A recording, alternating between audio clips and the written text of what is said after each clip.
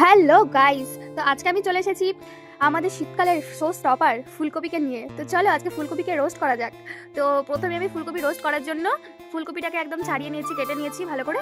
তো তারপরে একটা কড়াইতে আমি তেল গরম করে সেই ফুলকপি কেটে রাখা ফুলকপিগুলোকে নুন আর হলুদ দিয়ে ভালো করে ভেজে নিয়েছি। একদম একদম লাল লাল করে ঢেকে ঢেকে ভেজে নিতে হবে, যাতে ফুলকপিটা ভাজতে ভাজতে 80% মতো সেদ্ধ হয়ে যায়।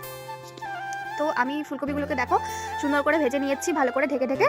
তো তারপরে আমি ভেজে রাখা ফুলকপিগুলোকে তুলে নেব একটা বাটিতে, এক এক করে তুলে নিচ্ছি আমি ফুলকপিগুলোকে। তারপর ওই কড়াইতে আমি একটু তেল দিয়ে তেজপাতা, শুকনো লঙ্কা, জিরে ফোড়ন দিয়ে সেখানে আদা বাটা, টমেটো বাটা দিয়ে ভালো করে নাড়িয়ে চাড়িয়ে সেখানে নুন, একটু হলুদ, একটু জিরের গুঁড়ো আর সেগুলোকে ভালো করে মিশিয়ে নেওয়ার পর একটু ধনিয়ার গুঁড়ো দিয়েছি।